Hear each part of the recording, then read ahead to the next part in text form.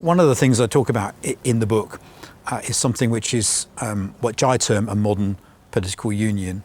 And you'll find one of the things in the book is I go back into history a lot. So I'm a big avid reader of historical politics. So I go back into what's called the 19th century, which is like 1832 and those times, to look at what was happening then, because there are a lot of parallels then where government wasn't really doing the things that people wanted it to do.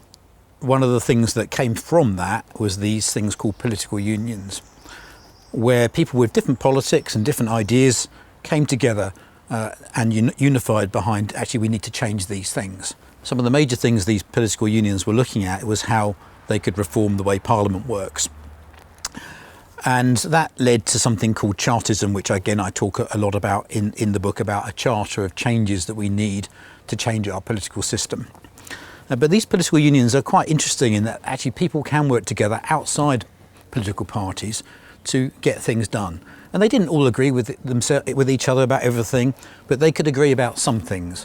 And the political unions were about getting together to agree and move forward the things that we do think should happen and things we do agree with. The interesting thing about the political unions from 1832, 1840 was that the guys involved in those unions actually didn't have the vote.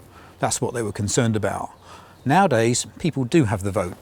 So we can use the power of the vote that people have to actually come and try and drive the changes that we want. So the concept of a modern political union is that people get together and decide what needs to change. They register themselves there.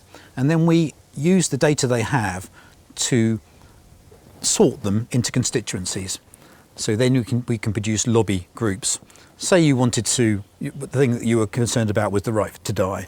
So using a modern political union, we can get everyone who wants to change the laws on that, and we can then get a group of them in each particular constituency that can then lobby their MPs or the people that want to be their MPs. And because of the power of technology, we can then group all those people in all those constituencies, and we can say to the political parties, and we will do this with emails, we've actually got 400,000 people in the country that actually really believe in this, and they're going to use their vote to get it. That, I think, is a very powerful concept.